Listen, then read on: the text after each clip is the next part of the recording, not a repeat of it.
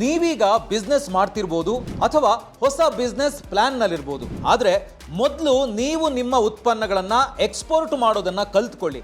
ಯಾಕಂದ್ರೆ local market ಜೊತೆ global market ಅನ್ನ ಟಾರ್ಗೆಟ್ ಮಾಡಿದ್ರೆ ಭರ್ಜರಿ ಲಾಭ ಪಡಿಬಹುದು. ಈ ಮೂಲಕ ಉದ್ಯಮವನ್ನ ಇನ್ನೂ ದೊಡ್ಡ ಮಟ್ಟಕ್ಕೆ ತೆಗೆದುಕೊಂಡು ಹೋಗಬಹುದು. ಆದರೆ ತುಂಬಾ ಮಂದಿಗೆ ಎಕ್ಸ್ಪೋರ್ಟ್ ಬಿಸ್ನೆಸ್ ಬಗ್ಗೆ ಏನೂ ಗೊತ್ತಿಲ್ಲ. ಅದಕ್ಕಾಗಿಯೇ ಫ್ರೀಡಮ್ ಆ್ಯಪ್ ಎಕ್ಸ್ಪೋರ್ಟ್ ಬಿಸ್ನೆಸ್ನ ಎಲ್ಲ ತಂತ್ರಗಳನ್ನ ಮಾನದಂಡಗಳನ್ನ ತಿಳಿಸಿಕೊಡೋದಕ್ಕಾಗಿ ಈ ಕೋರ್ಸ್ ಡಿಸೈನ್ ಮಾಡಿದೆ. ಫ್ರೀಡಮ್ ಆ್ಯಪ್ ರಿಸರ್ಚ್ ಟೀಮ್ ಮೈಸೂರಿನ ಶ್ರೀವಿದ್ಯಾ ಕಾಮತ್ ಅವರ ಜೊತೆ ಸೇರಿ 25 ದಿನಗಳ ಕಾಲ ಕೆಲಸ ಮಾಡಿ ಈ ಕೋರ್ಸ್ ಅನ್ನ ಡಿಸೈನ್ ಮಾಡಿದೆ. ಶ್ರೀವಿದ್ಯಾ ಕಾಮತ್ ಇವರ ಸಾಧನೆ ಎಷ್ಟಿದೆ ಅಂದ್ರೆ ತಮ್ಮ ಮನೆಯಲ್ಲೇ ತಯಾರಿಸುತ್ತಿರುವ ಡಿಸೈನರ್ ಕ್ಯಾಂಡಲ್ಗಳನ್ನ ವಿದೇಶದ ಸುಪ್ರಸಿದ್ಧ ವಾಲ್ಮಾರ್ಟ್ ವರೆಗೂ ತಲುಪಿಸಿ ಅಲ್ಲೂ ಮಾರಾಟ ಮಾಡ್ತಿದ್ದಾರೆ. ರಫ್ತು ಬಿಸ್ನೆಸ್ ಬಗ್ಗೆ Srividya Kamath A to Z ಹೇಳ್ಕೊಡ್ತಾರೆ.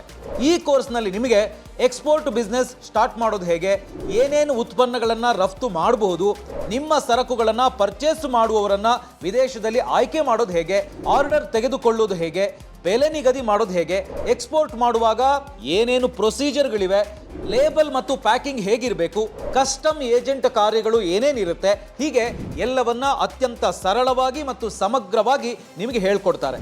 ರಫ್ತು ಬಿಸ್ನೆಸ್ ಬಗ್ಗೆ ಬೇರೆ ಕಡೆ ನಿಮಗೆ ಅಷ್ಟು ಸುಲಭದಲ್ಲಿ ಮಾಹಿತಿ ಸಿಗಲ್ಲ. ಒಂದು ವೇಳೆ ಸಿಕ್ಕಿದ್ರೂ ಕೂಡ ಆ ಮಾಹಿತಿಗಳು ಒಂದು ಕಾಂಪ್ಲಿಕೇಟ್ ಆಗಿರುತ್ತೆ ಅಥವಾ ಅದನ್ನ ಅರ್ಥ ಮಾಡ್ಕೊಳ್ಳೋಕ್ಕೂ ಆಗದೇ ಇರಬಹುದು, ಇಲ್ಲ ಅರೆಬರೆ ಇನ್ಫಾರ್ಮೇಶನ್ ಸಿಗಬಹುದು. ಆದ್ರೆ ನೀವು ಈ ಕೋರ್ಸ್ ಅನ್ನ ಒಂದು ಸಣ್ಣ ಮೊತ್ತ ನೀಡಿ ಖರೀದಿಸೋದ್ರಿಂದ 2 ಗಂಟೆ 23 ನಿಮಿಷದಲ್ಲಿ ಎಕ್ಸ್ಪೋರ್ಟ್ ಬಿಸ್ನೆಸ್ಗೆ ಸಂಬಂಧಪಟ್ಟಂತೆ ಸಮಗ್ರ ಮಾಹಿತಿ ಪಡಿತೀರಿ. ಅಷ್ಟೇ ಅಲ್ಲ, ಈ ಕೋರ್ಸ್ ಅನ್ನ ಕಂಪ್ಲೀಟ್ ಆಗಿ ನೋಡಿದ ತಕ್ಷಣ ನಿಮ್ಗೊಂದು ಸರ್ಟಿಫಿಕೇಟ್ ಕೂಡ ಸಿಗುತ್ತೆ. ಹಾಗೆ ನಿಮಗೋಸ್ಕರ ಒಂದೊಳ್ಳೆ ಆಫರ್ ಕೂಡ ಕೊಡ್ತಿದ್ದೇವೆ.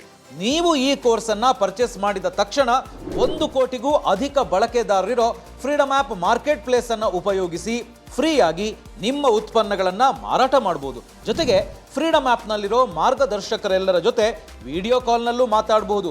1200 ಲೈಫ್ ಚೇಂಜಿಂಗ್ ಅವಕಾಶಗಳಿಗಾಗಿ 1 ಕೋಟಿಗೂ ಹೆಚ್ಚು ಜನ ಯೂಸ್ ಮಾಡ್ತಿರೋ ಭಾರತದ number 1 livelihood platform freedom app ಅನ್ನ ಡೌನ್ಲೋಡ್ ಮಾಡಿ ಈಗಲೇ.